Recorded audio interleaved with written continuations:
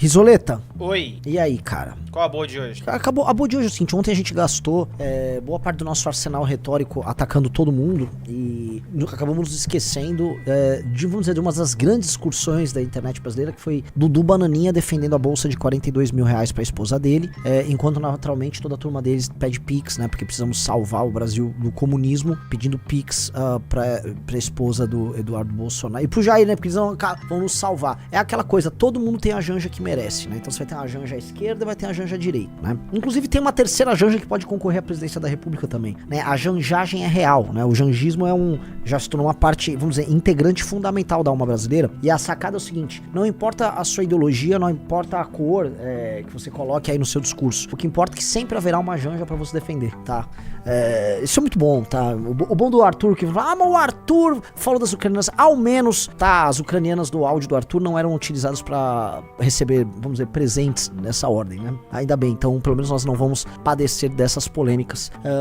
Vamos lá. Rafael Almeida, vamos começar já com... Me explica pra mim a natureza dessa briga, por favor. O Eduardo Bananinha postou umas fotos esses dias. Aliás, primeiro voltando a algumas coisas. O Gilson Machado, aquele ministro preferido seu. O sanfoneiro. Isso, ele fez um vídeo, vai passar aqui agora, a gente vai dar uma olhada, vamos lá. Um porte de arma dessa maneira. Agora a gente fala sobre outra campanha de vaquinha que Gilson Machado, ex-ministro do Turismo do governo Bolsonaro, tá fazendo para incentivar doações via Pix para Jair e Eduardo Bolsonaro. Segundo Gilson Machado, os recursos serão usados para custear despesas com advogados, médicos e para ajudar o deputado licenciado Eduardo Bolsonaro, que também é do PL, e está morando lá nos Estados Unidos. Vamos acompanhar o que disse o ex-ministro em vídeo divulgado no fim de semana. Pode soltar. É só o seguinte, eu estava conversando com o presidente Bolsonaro ontem e ele disse, Gilson, tu já pensasse se não fosse essa campanha do Pix, que já foi-se embora metade, foi depositado em torno de 17 milhões na conta dele, e já foi-se embora metade disso. Você queria comentar um negócio? Olha só. Eu já imagino que eu já vi esse vídeo, né? Mas assim, ele vai naquela linha do... Bolsonaro tem muitos gastos jurídicos. Gente, o Bolsonaro tem os gastos jurídicos dele bancados pelo PL, em grande medida, tá? O partido já tinha avisado que ia cuidar desses gastos, umas coisas que justificavam, inclusive, a parceria com o PL, que o PL tava focado nisso. E um cara que recebe 17 milhões, por favor, alguém nos comentários ou alguém da nossa equipe, se você botar na renda fixa os 17 milhões, quanto que rende por mês? Se botar, porque o Bolsonaro já tem um salário, ele já tem as aposentadorias dele. Se você pegar isso, mais um valor na renda fixa, assim, eu garanto que sobra uma graninha por mês, assim, poderosa, tá? Ó, 184 mil por mês, é isso, Riso? Eu acho que sim. Tá, bota aí. O chat falou 170? Estão falando aí, enfim, haver abatimento de imposto, não sei o quê. O lance é o seguinte, fora tudo que ele já recebe, sobra ainda uns 150 conto pra brincar, tá?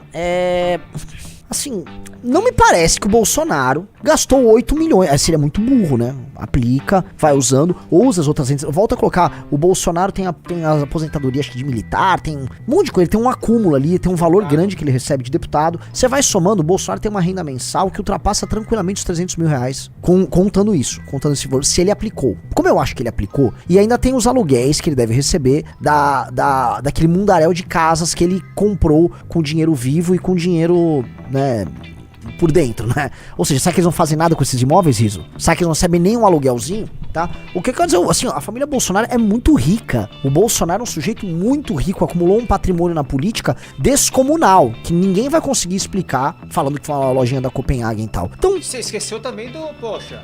do calendário, do vinho... Ele vende calendário, vinho, Sim. Capacete... Então, eu acho muito curioso, né, que ele vende um monte de produto, ele faz toda uma série de malandragens, fora as coisas que ele amealhou no período de deputado, tá? E aí ele precisa de mais dinheiro pra pagar advogados, que, vamos ser honestos, dificilmente não é o partido que paga. Complicado, né? Complicado. Então, assim, o discurso do sanfoneiro, que me desculpe o sanfoneiro, tocar sanfona é difícil pra caramba, um dos instrumentos mais, vamos dizer, intrincados aí pra você tocar, ou seja, ele não é um sujeito burro, não dá pra ser burro e sanfoneiro ao mesmo tempo. Se sabe tocar sanfona, o sujeito tem uma coordenação boa, o sujeito tem um cérebro bom. Me desculpe aí, mas é o seguinte, nessa o senhor mandou muito mal, vamos ouvir ele. Quer dizer, em praticamente um ano já se foi gasto com advogado, com despesa, com tudo, quase 8 milhões de reais. E agora aumentou a despesa dele. Eu vi ele preocupado com alguns números ontem. Aumentou a despesa dele, principalmente porque ele está tendo Eduardo Bolsonaro lá nos Estados Unidos, que ele está ajudando também, que não então, é assim, barato. ele falou que o Jair Bolsonaro tá ajudando o Eduardo. Isso é um fato importante que o Eduardo vai se pronunciar depois, tá? Ou seja, o dinheiro tá indo pra bancar o Eduardo. E o Eduardo está lá lutando por nós, né? Lembre-se, veio todo esse papo. Olha, o Trump ganhou, agora o Eduardo vai grudar no Trump. E o Trump vai fazer e acontecer aqui. Tá rolando alguma coisa, Rafael Meida Rizzo? Eu acho que não. Tá rolando alguma... Cadê? Né? Em 72 horas. Teve nada. Vamos lembrar aí. Teve nada. Tem ele viajando, passeando. Aí se reúne com o Paulo Figueiredo, solta umas bravatas e toma ele pedido de doação. E o jogo segue. Vamos lá. Morar nos Estados Unidos. Então nada mais justo é do que você colocar esse vídeo para diante. E eu vou colocar aqui embaixo o número do Pix do presidente para que a gente reative essa campanha, porque não é por mim, não é por você, não é pelo presidente Bolsonaro. Não, é pelo Brasil. Nosso país. É pelo Brasil, você entendeu? Mande um Pix pro Bolsonaro, porque ele já gastou 8 milhões, porque isso não é pra você, não é por mim, não é pro sanfoneiro, é pro Brasil. Então quando você compra uma bota do Bolsonaro, também é pelo Brasil. O que eu quero dizer é o seguinte, o Bolsonaro, se o Bolsonaro tivesse, sei lá, um movimento bolsonarista ou um partido bolsonarista, e ele precisasse de dinheiro pra tocar uma causa, que fosse uma manifestação. Gente, é legítimo, nós fazemos isso e qualquer um que faz de maneira honesta, não tem problema nenhum em fazer, isso é legítimo. Agora, a gente tá basicamente vendo uma galera que faz o custeio de um estilo de vida grande do acúmulo de patrimônio do Bolsonaro. E vamos falar a verdade, esses senhores e senhoras de idade que ficam doando esse dinheiro, eles querem mais ver o Bolsonaro rico mesmo. Eu já vi vários que falam, dane-se, eu quero que ele ganhe muito dinheiro, o Bolsonaro tem que ser rico, por mim ele é rico. Então é isso, legal, vocês são livres pra doar o dinheiro de vocês. Só depois não critique muito a galera do Tigrinho, a galera do Bebê Reborn, tá? Assim, vocês não são diferentes dessa galera. Vamos lá. Porque o Brasil tem jeito sim, e ele não vai desistir do Brasil, apesar de todo o sofrimento que ele tá tendo. Obrigado, hein? Bota pra diante. Ele não vai desistir do Brasil. Doe pra ele, senão ele desiste, hein? Tô quase desistindo, hein? Vou desistir. E vamos de novo reativar essa campanha. Faltou combinar com o Eduardo Bolsonaro de parecer pobre lá nos Estados Unidos. Vamos exibir dois... Antes disso, eu queria só passar um vídeo que eu recebi também, que é esse daqui, ó, logo que ele se mudou para os Estados Unidos. Tem uma reservinha no Brasil que a gente tá queimando agora. É claro, né, não é a situação ideal, porque eu fiz uma mala de 7 dias. Eu vim passar o carnaval junto a um amigo aqui nos Estados Unidos e, de repente, não retornei mais para casa. E essa decisão, se forem ver aqui, tem um colchão inflável, né, tem uma estruturazinha aqui que a gente consegue se virar. Não tô reclamando não, tá? Minha vida tá em ordem aqui nos Estados Unidos. A gente fica pensando se no futuro for necessário, porque é 6 para 1 o dólar, né? Pesa bastante. Às vezes muito dinheiro no Brasil não é muito dinheiro aqui não. Mas fiquem tranquilos, né? Por hora eu tô bem. Se for necessário, a gente leva ao conhecimento de vocês, pede algum... Enfim, voltando então para o vídeo do... prints aqui e mostram Heloísa Bolsonaro usando uma bolsa que o pessoal da rede social tá identificando como sendo da Louis Vuitton, né? Circularam aí imagens nas redes sociais apontando que essa bolsa custa quase 37 mil reais. Então, postagem lá no Instagram dela da forma como ela se vestiu pra ir num evento de rodeio nos Estados Unidos junto com o Eduardo Bolsonaro. Olha lá o detalhamento ali dos preços, num lugar de venda virtual. Tem a foto dela com o Eduardo, produção? Aí eu boto fora. Estavam lá lutando por nós. Novamente, tem problema nenhum ter lazer. Não tem problema nenhum.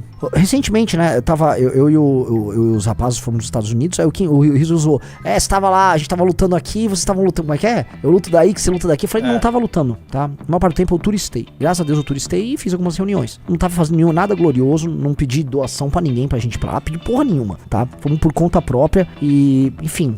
Sabe, eu não tô aqui querendo pagar de nada. O lance, dado que a relação deles com o público é muito assimétrica, é um público que precisa de migalhas ali pra ficar completamente, meu Deus, eles estão lutando por nós e tal. Então eles vão jogando essas migalhas e aí criam essa relação abusiva.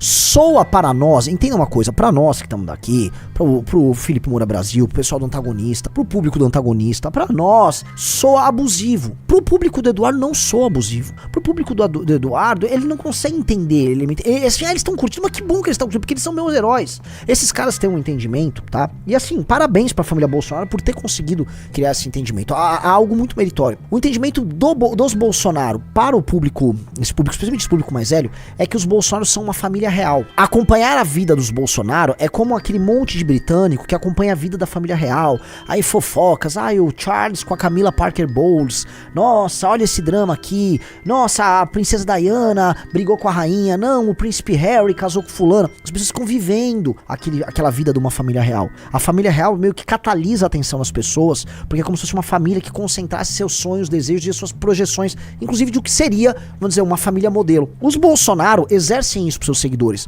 Os Bolsonaro são para os seus seguidores uma família real. Então, esse seguidor, ele fica feliz dos Bolsonaro, do Eduardo tá num rodeio que ele tá curtindo, se ele estiver comendo muito bem, se ele estiver vivendo muito bem com as doações do cara, pros caras tá tudo bem. E não é uma coisa que você tem que girar pra eles e falar assim, ó, você tá sendo trouxa. Ele não enxerga que ele tá sendo trouxa, até porque as pessoas, por mais que exista essa simetria, elas não são tão trouxas como todo mundo imagina. O cara imagina que eles podem estar curtindo, e ele gosta que essas pessoas curtam. Eles gostam, eles ficam felizes. Se os seguidores do Bolsonaro puderem garantir uma vida de um nababo pro Bolsonaro, isso couber no bolso deles, eles assim o farão. Porque eles enxergam a família Bolsonaro como uma família que foi, vamos dizer, escolhida por Deus para os representar. É uma relação de família real mesmo, tá? É uma relação quase mística, uma conexão mística que eles têm com a família Bolsonaro. Assim, e isso não é apenas eles que evocam. Ontem eu mostrei na live a propaganda do João Campos, que evoca o Eduardo Campos, que evoca o Guel Arraes, as hemoglobinas, o olho verde. Ou seja, eles trabalham uma ideia, uma mítica de uma família real. Lá pra Pernambuco. Pros Bolsonaro é ao redor do Brasil, com esse eleitor patriota e tal. Então, se é uma família real, eles têm que morar num castelo, eles têm que ter criados, eles têm que comer bem, entendeu? E os Bolsonaro sabem disso. Eles entendem isso, eles trabalham essa lógica, eles operam essa mítica mesmo. E aí levam vantagem com isso. Vamos lá. Aí o Eduardo respondeu, Riso? O vídeo do sanfoneiro é do dia 18, tá? Ok. Passou o dia 18, passou o dia Pegou 19. mal, porque começou a viralizar isso aí. Viralizou pra caramba. Passou o dia 19, aí o Felipe Moura fez o vídeo dele, e aí só no dia 20, o Bananinha falou isso aqui. Fala pessoal, estou aqui para transmitir uma mensagem, dizer que eu não estou pedindo doações, não estou pedindo Pix. Eu agradeço a todo mundo que de bom coração, por vezes até chega mensagem no meu Instagram, pessoas falando para eu colocar adiante uma campanha dessas, mas não é necessário, tá? Consigo me sustentar aqui nos Estados Unidos. Agradeço a boa vontade de todos vocês, agradeço ao Gilson Machado, esse eterno ministro do Turismo, por ter feito um vídeo falado isso daí, mas nesse momento a gente não precisa desse tipo de iniciativa. Tem outros projetos nos Estados Unidos que a gente está tentando colocar adiante e também a gente segue com todas as pautas que vocês já conhecem. Eu não preciso ser aqui redundante e falar tudo mais uma vez, mas vocês conseguem entender e imaginar certinho. Se Deus quiser, a gente vai ter muito êxito muito brevemente. Um abraço a todos vocês, fiquem com Deus. Então esse foi o vídeo, Fala, e porque esse vídeo, por ser vídeo inclusive, é um vídeo destinado à própria militância, aos seguidores. Ou seja, o Gilson Machado, ao colocar o Eduardo Bolsonaro no meio, justamente no momento que o Eduardo Bolsonaro tava indo dar o rolê lá no rodeio e viralizou o negócio da bolsa lá da esposa dele. Ai, puta, olha a merda que deu. Tamo apanhando aqui à toa. Essa é a sensação dele, ou não é? Tô apanhando aqui à toa. E aí, isso atrapalha a imagem que o Eduardo tem para uma parte desse público, que ele se colocou no alto exílio nos Estados Unidos para liderar, dos Estados Unidos a luta contra o Xandão. Que é um papo bem. Muito antes dessa treta com o Xandão, o Eduardo já queria ser embaixador brasileiro nos Estados Unidos. Quem não lembra? Que descobriram que é do caso do chapeiro e tal. Ou seja, morar em Washington já estava nos planos do Eduardo Bolsonaro, no mínimo desde 2019. Basta ver que as notícias que o Eduardo queria ser embaixador em Washington são de 2019. Então, já em 2019 tinha esse desejo, morar nos Estados Unidos. Ele sempre quis, ele queria sempre ficar na Comissão de Relações Exteriores. Ele se coloca como se fosse um articulador dessa internacional de direitista aí do Bannon, porque ele é amigo do Bannon e ele é o cara que grudou no Bannon. E é uma espécie de representante do Steve Bannon e também da família Trump, né, do Trump, nos interesses do trumpismo, junto ao Bolsonaro. É ele que faz o vínculo que coloca os Bolsonaro como um satélite do Trump, como outros grupos políticos assim o são em outros países, né? Assim como Chega é satélite do Trump em Portugal, assim como o Vox é satélite deles na Espanha, assim como o Orbán é um satélite. Enfim, existe uma constelação errada, mas existe um planeta Trump com seus satélites voando aí, orbitando ao redor dele, e o Eduardo Bolsonaro quer ficar ali, nesse mundo. Então ele criou uma historinha muito boa, talvez exista um medo de prisão real e concreto, porque as conversas que envolvem o Eduardo Bolsonaro no tocante à questão do golpe são todas meio perigosas, né, pra ele. Aparentemente tanto ele quanto a Michelle, as conversas que tem e os depoimentos lá de Mauro Cid, etc., dão, vamos dizer, se encaminham pra linha de que Michelle e Eduardo eram bem favoráveis a convencer generais e meter-lhe o golpe ali, tá? Então ele saiu, juntou ali a fome com a vontade de comer, tá lá, tá? E o problema é que se parece que ele realmente não tá tocando nada muito importante, não está derrotando o Xandão nos Estados Unidos, e sim que ele tá curtindo a vida doidado, a legitimidade interna perante o bolsonarismo, e sim, há uma crise de legitimidade deles, dado que, por exemplo, ele é deputado federal, mas o Nicolas, já dentro da bancada do PL, já tinha se construído como alguém mais forte. Isso aí... né? Isso aí atrapalha ele, né? Ele é vamos colocar hoje, ele é um deputado licenciado. Então acho que ele teve que vir a público pra colocar isso, e pra mim isso denota fraqueza, não força. Isso que ele fez foi um recuo. Foi um recuo, talvez por conta de um erro estratégico do Gilson Machado, que colocou ele, e dado que a posição dele não é tão forte como anteriormente, tá? Ele vai ter que recuar. Então pra mim, né, recusar dinheiro, alguém na posição dele, é um recuo porque pegou mal, e é real que pegou mal. Vamos ver. Aí ele, né, você vai pro que, Rizão? Você chegou a ver o textão dele? Que ele meteu um textão pro Felipe Moura Brasil. Ah, não vi, ô louco. Vamos lá. Felipe Moura, eu não teria vergonha de pedir ajuda se estivesse precisando. Graças a Deus, não estou e por isso não pedi. Agora, eu teria vergonha de ser uma prostituta de opinião, vendendo minha consciência como você faz para quem pagar mais. Deixa eu falar, tá? Eu já tomei uma condenação por chamar um jornalista de prostituta, tá? Fica a dica pro Felipe Moura Brasil, tá? Tem até jurisprudência, eu posso mandar o processo ali com a jurisprudência, tá? Foi bem enfático em chamar o Felipe Moura Brasil de prostituta de opinião. Isso sim me deixaria muito envergonhado, porque de todas as prostituições humanas, essa é a pior, pois vende a própria alma. Uma prostituta na rua vende apenas um corpo. Você vende algo muito mais precioso, caráter. Disse Eduardo Bolsonaro que tinha um séquito de jornalistas puxa-saco, alguns empregados à época, inclusive na EBC, quando eles tocavam, né? Sobre justamente Felipe Moura Brasil, que é um exemplo hoje de um cara que não é alinhado a ninguém, ele é alinhado aos próprios valores, e o antagonista que hoje faz um trabalho de jornalismo true, real, tá? Sei que a intenção do cara que fez a matéria Blogueiros de Crachá, eu estou exagerando no sotaque carioca pra lembrar que esse cara é deputado por São Paulo, tá? E que o povo de São Paulo não tem vergonha na cara e vai lá, não, leva todo o meu voto aí, Eduardo, né? Sei que a intenção da cara que fez a matéria Blogueiros de Crachá, que ensejou o início da narrativa do GDO e demais perseguições, nunca foi a preocupação com o dinheiro alheio, mas sim difamar e depreciar a quem você inveja. Novamente, falou que fulano tem uma opinião sobre você pura inveja, sem apresentar nada, porque às vezes existe inveja mesmo na vida, não é o caso do Felipe Moura Brasil, claro, mas em alguns casos existe inveja, mas só jogou inveja, parece papinho de menina. Vamos lá. Já que você virou fiscal de bolsa, quero te lembrar que minha esposa pode ter a bolsa que quiser, afinal de contas, eu e ela trabalhamos, não somos corruptos ou ladrões. E sim, o Gilson Machado tomou uma atitude sem me consultar. Por isso já fiz um vídeo agradecendo a sua boa vontade e preocupação, e esclarecendo que eu não estou precisando de campanha de Pix neste momento, não por vergonha de pedir, pois não seria demérito, mas sim por não precisar estar trabalhando em outros projetos, que são aqueles cujo objetivo todos sabem. Muitos projetos, ele tem muitos projetos. Soltar os presos políticos e resgatar a nossa democracia, mesmo que seja necessário vencer obstáculos interpostos por pessoas como vocês. Literalmente, o Felipe Moura Brasil só tá fazendo jornalismo. Não é um obstáculo, assim, porque ele desgosta de você. Eu imagino que ele até desgoste, porque é muito difícil uma pessoa que tem a dignidade e cérebro curtir o que você faz. Mas, né, trabalhar com a realidade contra você é mais ou menos fácil. Aí ele, no mais, enquanto pessoas pequenas, invejosas e mesquinhas como você estiverem contra mim, isso é sinal que estou no caminho certo. Imagina achar que você tá no caminho certo, porque o Felipe Moura Brasil, que faz um trabalho sério de jornalismo, eventualmente expôs, no mínimo, uma cagada que você cometeu, né? Não dá pra falar que você tá no caminho certo nisso. E, não tem que falar, cara. Assim, é que os Bolsonaro já estão... A coisa já tá tão adiantada, né, nesse tipo de relação abusiva, que ele já solta essa e dane-se, tá? Siga aí bajulando a elite midiática em troca de trocados. Isto sim é vergonhoso e humilhante. Que elite midiática? Que elite midiática? O Felipe Moura Brasil, ele tá num antagonista que definitivamente não pertence a nenhuma elite midiática. Agora, quando a Rede Record tava no bolso do governo federal, o SBT, em grande medida também, tava muito próximo, Rede TV demais, né? E outras. Você não reclamava de elites midiáticas, né, Eduardo? E o Felipe Moura, já naquela época, ele era contra a corrente. Então, o padrão, assim, de comportamento do Felipe Moura Brasil não é exatamente, vamos dizer, esse que você tá descrevendo, tá? Acho que há uma certa imprecisão aí, ou burrice na sua fala, tá? complicado, cara. É importante se colocar aqui ao lado de quem tá agindo certo. O Felipe Moura Brasil tá agindo certo. E, né, indo na linha de algo que eu já venho falando aqui, um dos grandes problemas no Brasil é o problema de assimetria topo-base. Somos uma cidade muito desigual e não apenas em termos de dinheiro, é em termos de distribuição do conhecimento, tá? Portanto, pessoas que estão no topo, se inescrupulosas, terão muitas facilidades para levar vantagem sobre as pessoas da base. E assim você vai construindo este tipo de relação, capite? É isso, tá? É bizarro. Então não pense que o bolsonarismo não cria essas relações.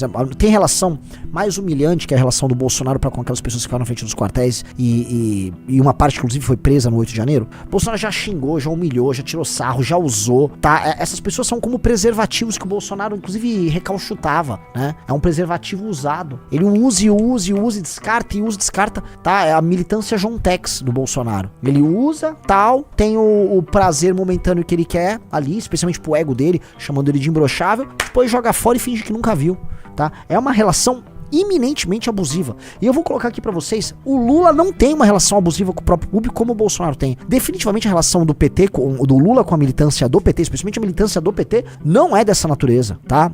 E não é também com o eleitor. A relação do Bolsonaro com o seu militante é uma relação completamente abusiva.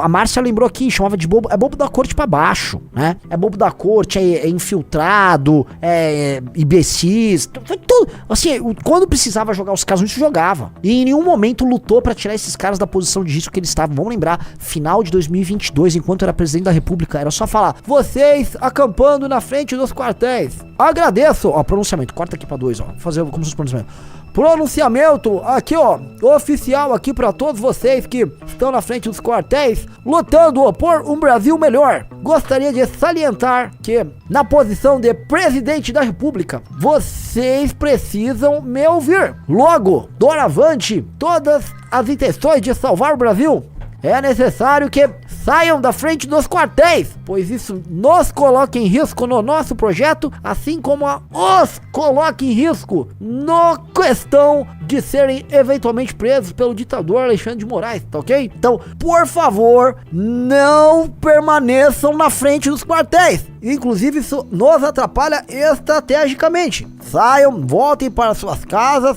cantem o hino do Brasil e façam uma oração por mim. E podem doar para meu Pix, que é necessário para eu continuar essa luta daqui. Agradeço e não permaneçam na frente dos quartéis. É para meu bem, para o seu bem, para o bem do Brasil, para o meu bem, para o bem do Brasil, para o meu bem, para o meu bem, para o meu bem. Obrigado. Era isso. Fez isso. Ele não tá ali usando, mas não, ele deixou. Ele foi pra Miami e largou os caras lá. Né? Enquanto ele tava em Miami, os caras estavam passando Natal e Réveillon na frente de quartel. Os caras passaram Natal e Réveillon na frente de quartel, enquanto o cara já fugiu pros Estados Unidos. O único momento que saiu lágrima do olho dele foi isso aqui, ó. Foi quando ele teve que se despedir da moto de madeira que foi retirada do Palácio do Alvorada, a Harley Mead. Ali ele verteu lágrima. Ali ele chorou. Depois, aquelas pessoas largam a mão. Depois, como disse aqui o nosso querido David, é pátria, saúde e liberdade com a família. Aí tome grana pro PL. E, ó, se pirulitou. Me pirulitei. A importância da pirulitagem, tá ok? É mole, Rafael Meida Riso. Né? Então, assim, ele poderia ter feito tudo isso. Ele não fez, ele não se importa com essas pessoas, nunca se importou. E eu acho que isso é uma das razões da queda dele. Não deixa de ser irônico, tá? Que agora, né, ele utilize para não ser preso essas mesmas pessoas que foram presas por conta da falta de responsabilidade dele como uma chave para sua recuperação. Não, precisamos anistiá-los, estou lutando por eles. Revolução do batom, o batom, não sei o que. Sabe, puta de um papo aranha da parte dele, né? Enfim, ele pode cair justamente por conta, vamos dizer, desse comportamento, né? E, inclusive, isso vem tirando dele, vem corroendo ele na própria base, porque ele usou essas pessoas durante anos a fio. Vamos lá, então o Eduardo soltou esse textão, o que respondeu Felipe Moura Brasil? O protagonista de ontem, segunda-feira, 19 de maio, mostrou umas verdades que atrapalharam a última vaquinha bolsonarista. E Eduardo Bolsonaro sentiu muito. Ficou bravinho e passou um recibo enorme no X. Com ataques pessoais contra mim. Os ataques pessoais que ele estimula sua militância a fazer contra jornalista como eu, não cooptado pela família. Os cooptados tem vários por aí, né? Vocês sabem identificar quem são. Jornalista, os não cooptados, que ao contrário do Eduardo Bolsonaro, defenderam, jornalistas como eu que defenderam a CPI da Lava Toga, por exemplo, a manutenção da Lava Jato, e que nunca disseram que, aspas, é muito melhor o Lula solto, fecha aspas, como o Eduardo Bolsonaro disse. Depois do piti, com as ofensas que ele disparou, o Eduardo Bolsonaro, no entanto, confessou exatamente o ponto que mostramos aqui no Papo Antagonista. antagonista com imagens públicas dele e da esposa curtindo festa de rodeio nos Estados Unidos com acessórios caros. Ou seja, ele confirmou que não precisa de campanha de Pix. Olha, essa é a foto que o casal divulgou. Foram lá num evento de rodeio nos Estados Unidos, estão lá rindo, bebendo, comendo, estão de chapeuzinho, estão vestidos a caráter. Esse pessoal tá precisando de vaquinha, Duda Teixeira? É claro que não, né?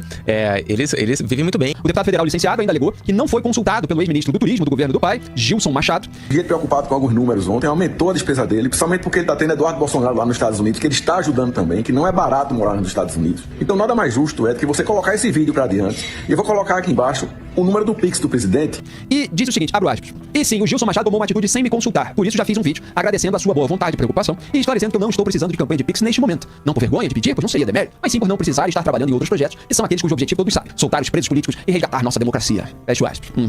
Esse foi o que Eduardo Bolsonaro escreveu após a repercussão do corte do papo antagonista no X. E ele escreveu justamente em resposta à nossa postagem lá no X do antagonista com o vídeo do programa. O Eduardo confirmou que nós estávamos certos. Agora, ao contrário do que ele sugeriu em outro trecho, seguindo aquele método Janja de se fingir patrulhado, ninguém tolheu a liberdade da esposa dele de, aspas, ter a bolsa que quiser, fecho aspas. Nem a dele, Eduardo, de torrar o dinheiro da família como bem entender, seja em rodeio nos Estados Unidos, seja em Copa do Mundo no Catar. Onde, vamos lembrar, depois de flagrado pelas câmeras da FIFA, ele alegou estar distribuindo pendrives sobre a situação do Brasil. O Felipe Moura Brasil é muito bom, né, cara? Ele vai colocando os detalhes aqui, ele vai quando você fala, filho da puta, o cara, mano, vai lembrando. Ele não esquece, ele vai pontuando aí a narrativa dele na resposta. Tocando narrativa meio, vamos dizer, em termos estrito senso, né? Porque as pessoas hoje usam narrativa como se fosse mentira. Não, a narrativa, a forma como ele narra os fatos. A narrativa dele é poderosa. Vamos lá. Nós alertamos sim, e seguiremos alertando os brasileiros sobre pedidos de dinheiro feitos de modo vitimista na base do se colar colou para políticos que visivelmente não precisam. Não colou, chore mais. Outro ponto, engraçado é que Eduardo Bolsonaro ataca o meu trabalho por expor essas malandragens bolsonaristas, enquanto o seu pai, Jair Bolsonaro, compartilha parte do meu trabalho sobre a sujeira do lista. Vamos colocar o print aí na tela, produção? Mas o bolsonarismo apaga o meu nome no print pra que ninguém descubra isso. Não, olha, isso já aconteceu com a gente também, né? Na campanha lá, o Eduardo Bolsonaro, que acho que é a rede social do Carluxo, eles compartilhavam vídeos do Renato, já compartilharam vídeos do Pedrinho, várias pessoas do MBL. Aí o que eles faziam? No vídeo, no momento que aparecia um cara nosso, aí cortava, editava pra pessoa não aparecer. Com certeza é o Carluxo que fazia essas coisas. O Carluxo cuida das redes do pai. Aqui mesma coisa, foi lá e corta, tira o nome do Felipe Moura Brasil da matéria que o cara fez, da apuração, da investigação que o cara fez. É muito baixo, cara. Fogo, vamos lá. Fez lá, com esse asilo a jato, estava se referindo a Nadine, que a gente tratou agora há pouco no programa. Via FAP, evita-se uma delação por corrupção da ex-primeira-dama peruana, somente mais uma coincidência diária. Detalhe, essa pergunta que o Bolsonaro faz é baseada na minha análise, que tá dentro dessa matéria. Então os parágrafos finais a respeito disso. O Lula garante o silêncio da Nadine oferecendo asilo pra ela. E tá lá a matéria que eu recomendei agora há pouco, quem tá vendo no corte, é só ver o outro corte a respeito do tema, da participação do Mauro Vieira, ministro das Relações Exteriores, numa comissão no Congresso. Então tá lá a matéria, o acerto pra campanha de Dilma foi com o Palocci Lula, disse Marcelo Odebrecht. E aí eu coloquei no subtítulo. Dá pra entender porque o petista concedeu asilo político a uma ex-primeira-dama condenada por lavagem de dinheiro no Peru. E ali, entre esse subtítulo e a imagem do Marcelo, tem a minha assinatura, só que ela foi borrada, propositadamente, por alguém ali, pra não dizer o Bolsonaro, que passou o print pra ele. Inclusive, quando a gente pega o print e dá um close, a gente vê ali o rastro do borrão que foi colocado em cima do meu nome. Então o Eduardo ataca o meu trabalho, enquanto o papai dele compartilha. Só não diz que é meu, né? Porque tem que se criar essa fantasia do sujeito que foi pro outro lado. Isso aqui, se você não é vassalo da família Bolsonaro, se você exerce a vigilância sobre eles também, sobre o governo dele, então você está do outro lado. Mentira! Quem tá do outro lado é quem ajudou a acabar com a Lava Jato, quem ajudou a sepultar a CPI da Lava Toga, quem ajudou a deixar passar brecha, que facilitou o esquema no INSS lá no Congresso Nacional, como nós mostramos no programa de ontem, quem ajudou a afrouxar a lei de improbidade administrativa. Muito bom que o Felipe Moura Brasil... Pô, que bom que ele falou isso, porque, assim, eu não vou comprar, né, aqueles papos que a esquerda vem colocando que a culpa do INSS é do Bolsonaro. A culpa é compartilhada por diversos governos e o esquema cresce pra valer mesmo agora no governo do PT. Dito isso, a coisa rolou no governo Bolsonaro, sim.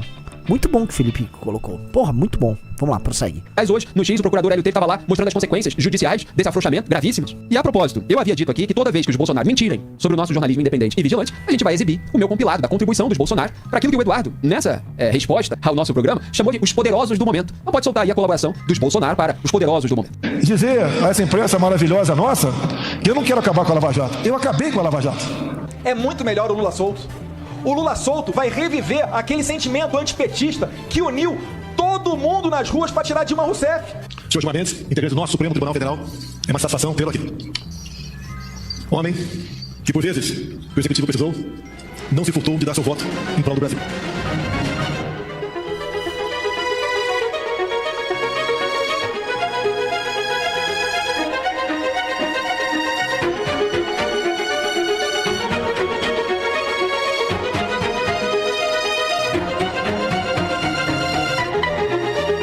Eu fui contra, sim, é importante trazer isso a público também, a CPI da Lava Toga. Mas o pessoal vai. Ele votou para absolver o Lula. E se tiver que votar para absolver o Lula no processo, que vote. Ou tudo quando se acusa uma pessoa, tudo do que ela é acusada, pode ser verdadeiro. E mudaram esse discurso antissistema para atingir o processo eleitoral. E muita gente nem se deu conta dessa manobra. Esqueceu ali o combate à corrupção. Bolsonaro desmobilizou essa parte da sociedade, com mais crítica ao petismo, aos ministros do STF, em relação ao combate à corrupção. E mobilizou boa parte. Não todos foram juntos nessa manobra. Contra o processo eleitoral, contra o Tribunal Superior Eleitoral, contra as urnas eletrônicas, etc. E daí começou a aloprar demais. E esse sistemão aí, essas velhas lideranças, aproveitaram essa alopragem para posar de defensores da democracia, situação que a gente vive até hoje. É impressionante. A análise do Felipe Moura Brasil é muito parecida com a nossa. Porque, vamos falar real, é a análise concreta dos fatos. Todo mundo sabe o que aconteceu ali naquele governo Bolsonaro. Basta você ser inteligente e rigoroso, você vai perceber tudo o que rolou. Chegar às eleições, você vai ter que fazer alguma coisa antes. O que tiver que ser feito, tem que ser feito antes das eleições. Muito bem, tá aí um breve compilado. Se a gente for mostrar tudo, a gente vai mudar de dia aqui ainda no papo antagonista. Então, eles disparam mentiras sobre o nosso trabalho, a gente dispara simplesmente as verdades. Inclusive aquilo que eles próprios falaram. Vai ser sempre assim aqui, enquanto eu estiver na condução desse programa. Ricardo Kerstmann, o que você destaca? Grande jornalista Ricardo Kerstmann. O antagonista tá com um bom time e tá com um bom trabalho. Parabéns ao antagonista mesmo. Um bom trabalho. Inclusive é um lugar que eu me consulto, assim, sigo o site, vejo as notícias, vejo as colunas. Tá, tão de parabéns ali, tá? Prosseguindo, vamos lá. Era importante trazer esse tipo de discussão, tá? E eu falei pro Riso, se não couber na live de hoje, isso falando ontem, vamos colocar na de amanhã, no caso hoje, porque o desenho que nós temos enquanto oposição, tá? É um desenho falido. Uma oposição liderada por esses caras do bolsonarismo é uma oposição que não vai a lugar nenhum. E me parece que daqui até 2026, e eu vou perguntar pra vocês no chat, quero que vocês tragam a opinião de vocês. Me parece que dali é o seguinte, o governo Lula, não digo que ladeira abaixo, mas assim, meio que capotando aí nos próprios erros e contradições. E eu acho que algum problema econômico pinta ali ao longo do processo. Toda vez que pintar algum escândalo ou um problema, vai vir um vídeo do Nicolas lá pra ganhar os milhões de views dele, e ele vai amealhar os milhões de views dele. Não há articulação nenhuma política, e infelizmente qualquer coisa que envolva oposição depende da oposição bolsonarista, e é tudo confuso e desarticulado. Todo mundo vai entrar na agenda eleitoral lá pra outubro, novembro, então final desse ano já vai estar todo mundo na agenda eleitoral, então meio que não há nada a se fazer contra o governo PT. E há um outro problema que é, vamos dizer, a bizarrice de achar que a anistia é o tema mais importante da agenda política oposicionista, né, e não INSS, ou mesmo as bets, que são um problema muito maior do que essa questão de anistia.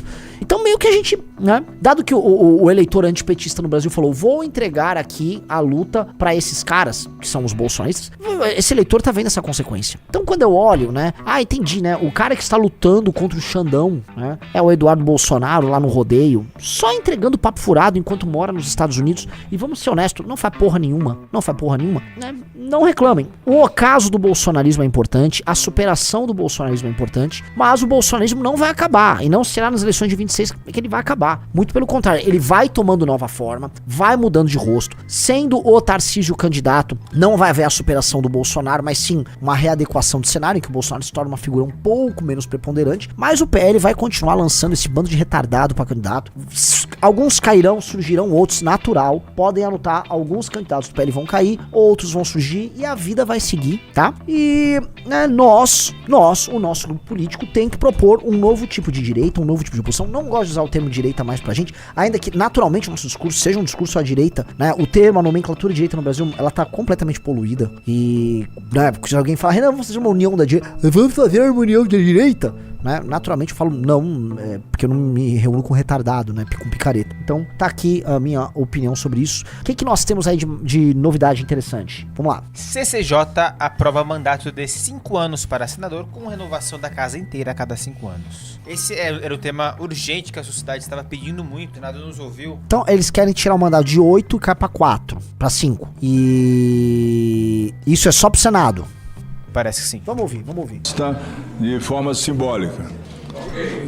Então, senhores senadores e senadoras que aprovam o texto com alteração que será proferida pelo senador Marcelo Castro, em acordo com o senador Carlos Portinho, que retirou o seu destaque, em acordo com o senador Eduardo Girão, também retirou o destaque, está em votação, aprovado o texto por maioria absoluta do plenário da Comissão de Constituição e Justiça. O senador Marcelo Castro. Na verdade, é isso daqui.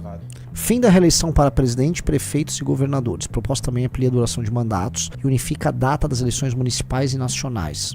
Eu acho que isso não passa não, tá, Riso? Vamos lá, a CCJ do Senado aprovou nessa quarta-feira uma PEC que acaba com a reeleição para prefeitos, governadores e presidente da República. Olha só, isso tem que ser muito bem combinado pra passar. Eu hoje acho positivo. Eu acho que fosse o Brasil um lugar civilizado, não tinha problema nenhum com reeleição.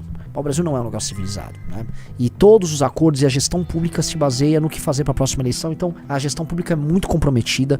Você tem basicamente formação de maiorias baseadas no achaque, ou seja, já do meio pro fim do mandato, se o prefeito ou um presidente, um governador tá indo para reeleição, começam a achacar ele, porque eles veem, né, vão gerar um desgaste. E, né, a gestão pública acaba sendo conduzida por isso. Eu acho que, infelizmente, num contexto de um país de achacadores, de assaltantes, meio que é necessário, tá?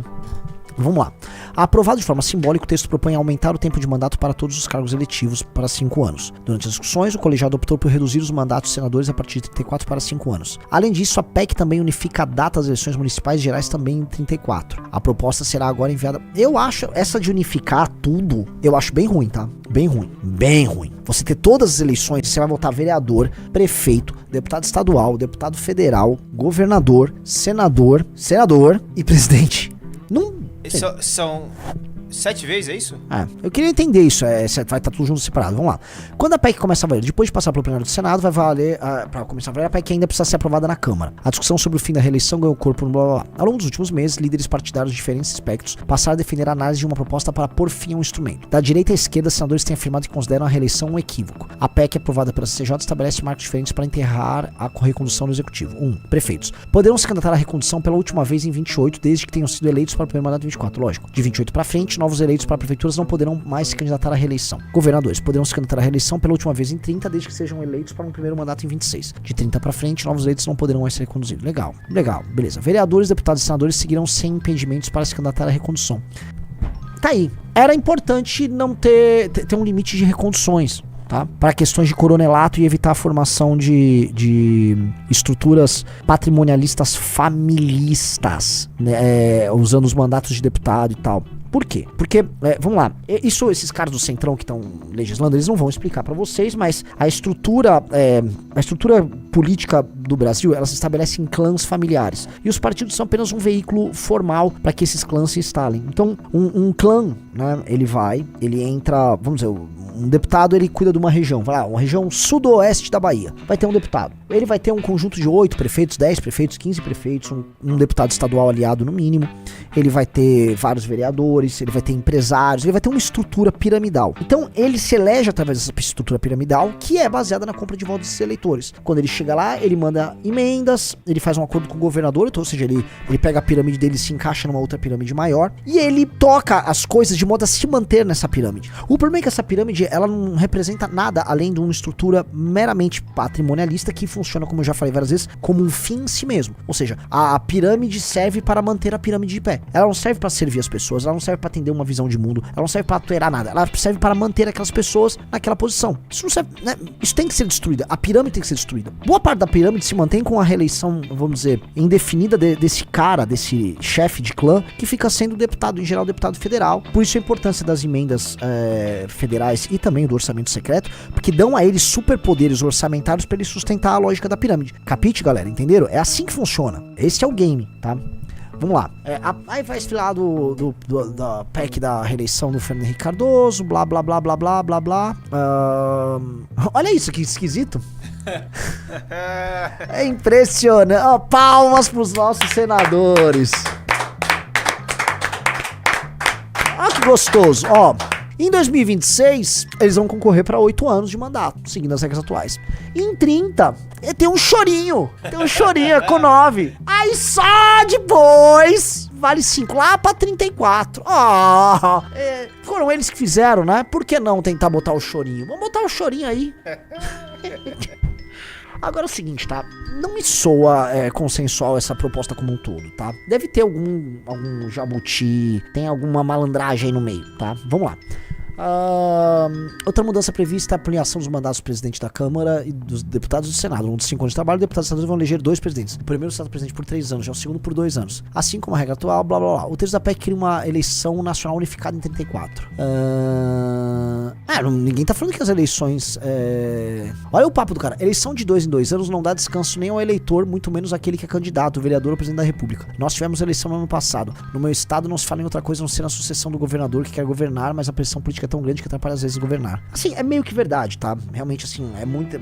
O calendário eleitoral atrapalha a gestão pública. E aumenta o peso da responsabilidade por parte do eleitor. Agora, a gente precisa lembrar, né? Veja só. O presidente do CCJ do Senado, Otto Alencar, do PSD da Bahia, que com certeza deve ter gente importante na região sudoeste da Bahia, disse que defende que a unificação dos pleitos também ajudará a acabar com o clima constante de eleição. Pra eles é esse clima constante de eleição, porque a vida deles é isso. Pra eles é um clima constante. Eu não sei dizer se juntar é legal. As grandes democracias no mundo, elas têm esse negócio de uma eleição... Por exemplo, você tem nos Estados Unidos a eleição dos midterms, né? Que você tem eleição pra presidente e 2 anos depois você tem eleição pro parlamento, mas não alterando todo o parlamento. Altera em parte o que é um termômetro se o governo tá indo bem ou ruim. Você vai criando alterações de mood ali, né? Você também tem eleições no meio. Eu não vejo nenhum problema em ter eleições no meio. E não vejo problema em as pessoas participarem de pleitos, discutirem pleitos diferentes. A reeleição interfere muito nisso. E a natureza da política brasileira, que é uma natureza patrimonialista, também atrapalha. Mas no geral, dado que eu ainda não vi qual o jabuti, qual é a malandragem, no geral não é tão ruim quanto, né, você esperaria vindo do Senado, tá? Eu vou fazer o seguinte, vou ver se pode atender o chefe de gabinete do deputado Kim Kataguiri, se ele tem alguma informação sobre isso, né? Às vezes ele assiste a nossa live, vai que... Alô? Grande Danilão, pode falar um segundo? Posso sim, vou dar um segundo aqui pra entrar na outra sala. Como posso ajudar? Essa proposta aqui do Senado aí que passou na CCJ sobre a mandatos de 5 anos, fim da reeleição, unificação das eleições, o chorinho de 9 anos pros senadores. O que você tira daí? Tem um jabuti aí no meio? Vai passar, não vai? Ou é uma sinalização? Olha, pra ser bem sincero, eu acho que tem uma pessoa aqui que vai conseguir falar bem melhor sobre isso que eu. Você me permite passar o telefone pra essa pessoa? Pode passar, se essa pessoa quiser. Eu ficaria muito honrado. Só um segundinho. Silêncio sepulcral aqui. Mochi. O deputado Fonão? Konnichiwa, Enano-san, gen desu ka? Bigoro Fonoro? É o Bigoro Fonoro? É Bigoro Fonoro no seu fiofó. Bigoro Fonoro, Guranduro Fono. Tudo bom, senhor Fonão? Eu queria saber de você aí. E aí, o que tem aí nessa reforminha eleitoral que tá vindo? Não tenho a menor ideia. Muito obrigado. Esse foi o deputado Fonão. Lógico que você tava de fone, não acabou não ouvindo o que os caras estavam falando. Você tá insatisfeito? Pergunte pro senador do MBL. Não tenho o que dizer sobre isso, né? Você não tem nada pra me dizer sobre isso? Não tem nenhum barulho aí legal? Porque assim, a proposta tem algumas coisas razoáveis, né? Estão falando aí de mudar pra 5 anos os mandatos, mas acabar com a reeleição. Não sei qual a tua opinião sobre isso. Tem um chorinho lá de 9 anos pros senadores eleitos em 2030. Tem uma unificação das eleições, mas, sei lá, é um tema tão controverso, passou tão fácil, eu achei estranho. Eu acho que, primeiro, o prazo está muito apertado, aprovado na Câmara. Eu acho que, assim, sempre antes de eleição aprova uma coisa ou outra, mas eu acho que se for aprovada alguma coisa aqui, vai ser algo mais pontual, todo um código enorme que tá sendo discutido lá no Senado. Ainda não foi pro plenário lá, né, pela CCJ lá em plenário, então também tem discussão ainda dentro do Senado, mas a sensação que eu tenho aqui na Câmara é que os deputados não estão inteirados do debate do Senado. É muita coisa e isso vai inviabilizar tramitar aqui na Câmara, mesmo porque também o Mota, pelo menos até agora, evitando coisas direto do plenário e criando comissão especial. Eu acho difícil que um código completo seja aprovado. Esse é o projeto que também mudaria o número de assinaturas para montar um partido? Cara, não sei, mas acho que faz sentido, porque se eles estão falando de um código eleitoral inteiro, acho que eles vão mexer em tudo, né? Porque eu lembro, tinha uma história que eles queriam aumentar para mais de 1 milhão de assinaturas, né? Enfim, né? Tô curioso pra ver esse código. Inclusive estão falando aí que estão proibindo agora campeonato de cortes nesse aí. Eu acho que é um código eleitoral inteiro que eles querem alterar. Eles querem montar, sei lá. E de resto, tem mais alguma fofoquinha pra me dar? E vai rolar CPI do INSS ou tá meio morto esse assunto? Eu acho que tá meio a meio, assim.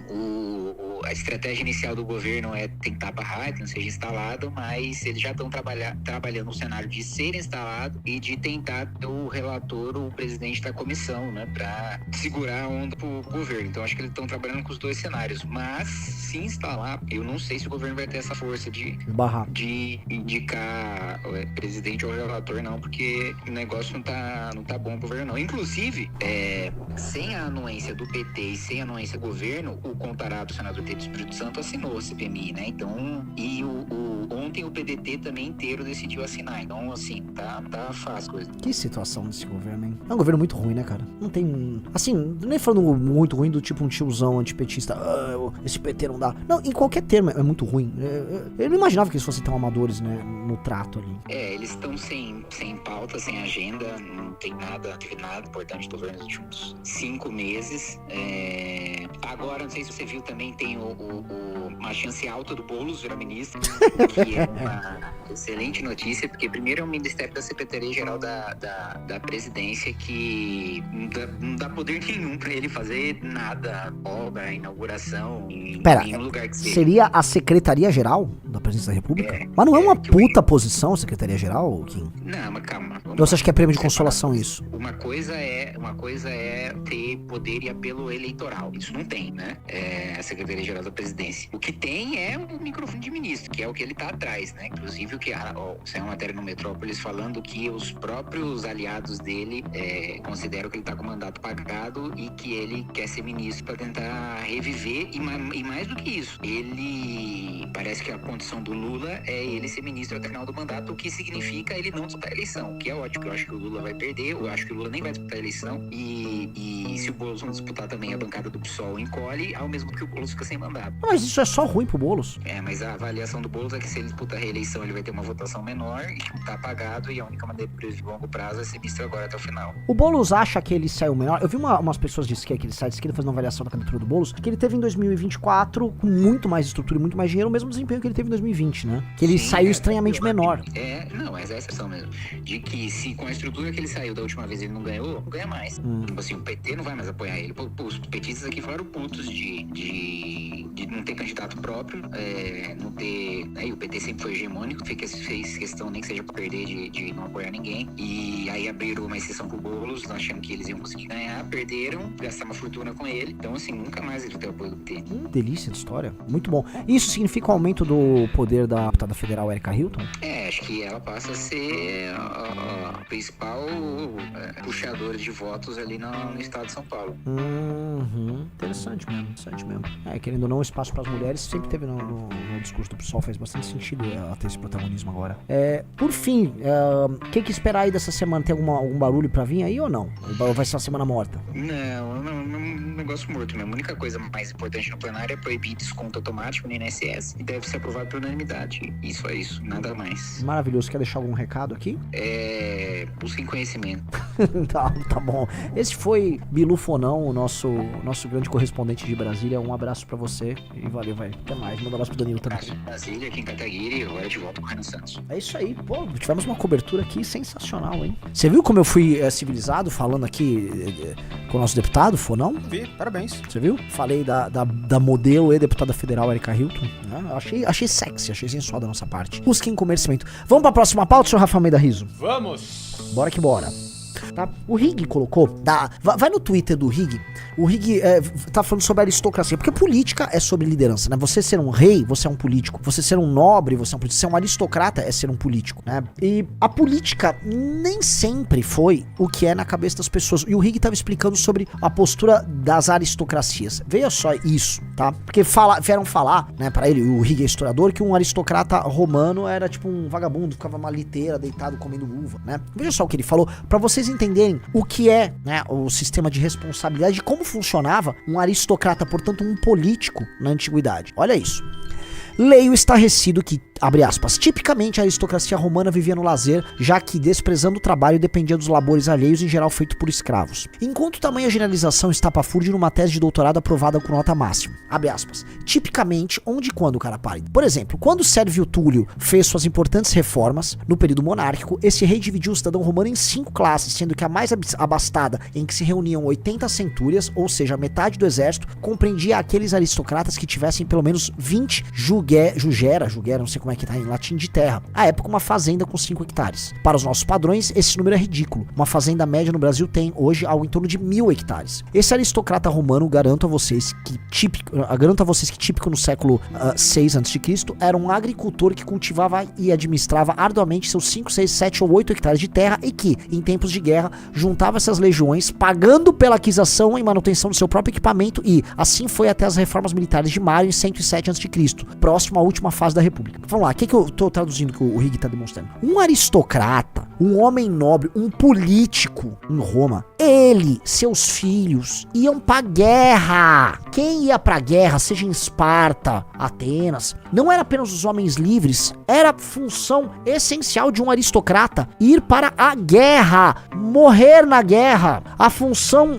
da manutenção daquela ordem fazia com que o nobre, o líder político fosse a guerra, morresse. Quem lê sobre a Batalha de Cana, que foi aquela batalha que o Aníbal varreu com uma estratégia genial, talvez a batalha mais importante da história humana, né? Varreu o exército romano, boa parte da elite romana morreu ali, foi morta. Aristocratas, famílias nobres. Vocês imaginam um político brasileiro se colocando nessa situação de risco? Hoje de dois você não imagina. Você não imagina, porque naturalmente a nossa elite ela é predatória. A elite que fazia política, ela era de outra natureza na antiguidade. Eu não tô falando que ela era boazinha, que ela era bacana com seus cidadãos livres. Não, eu tô falando que ela tinha skin in the game, que ela vivia, acreditava naquilo e se colocava em risco por aquilo, entendeu? Coloquem isso na cabeça de vocês. Vamos lá. Esses aristocratas convocados a defenderem Roma, e aí residia o fundamento de cidadania, deixavam o restante da família, eventuais servos e um outro escravo, para que tocassem a propriedade. Agora, eu lhes pergunto, temos aí a imagem de uma aristocracia ociosa e parasita? O fulano que escreveu a tese deve achar que a aristocracia romana do século VI, típica de sua época, seria muito semelhante à aristocracia francesa do século XVII, uma vez que recebe o mesmo nome. Absolutamente perfeito. Vamos lembrar que mesmo falando em nobreza francesa, quando teve aquela famosa batalha Agincourt, é isso? Isso, Agincourt, isso, até botar Agincourt. Os franceses, na Idade Média tinha esse skin in the game, ser nobre era fazer guerra, fazer política, fazer guerra estava estava ligado, era intrínseco. Então o nobre tinha que ter skin in the game, entendeu?